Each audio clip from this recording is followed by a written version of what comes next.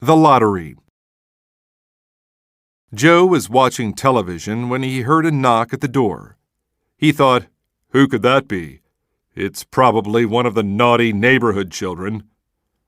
Joe stood up and walked to the door. When he opened it, he saw a beautiful woman. She said, "Good morning, Joe. I have great news. You're the recipient of this check for $1 million. You won the lottery." Joe couldn't believe it. His mind was overloaded with emotions. Joe said, "Thank you, thank you." After he calmed down, Joe made a photocopy of the check in case he misplaced the original one. He sat and thought about what he wanted to do with the money. He didn't want to spend it in an arbitrary way. Joe thought, "I know there are others who need this money more than I do. I've always loved animals, so I think I'll buy things for the zoo." Joe knew that the zoo was in bad shape.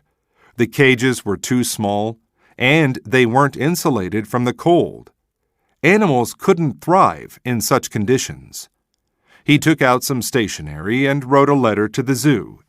He offered to help the zoo buy huge cages for the large mammals and reptiles.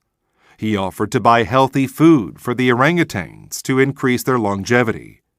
He even said that he would buy new glass walls for the aquarium because the old ones were cracked.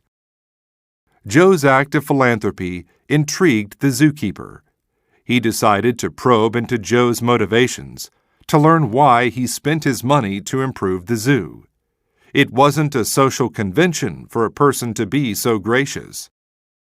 Joe told the zookeeper, "I know it's not the norm, but my ultimate decision to help these animals is better than anything I could have done for myself. If I ever write an autobiography, I will write that this was the happiest day of my life."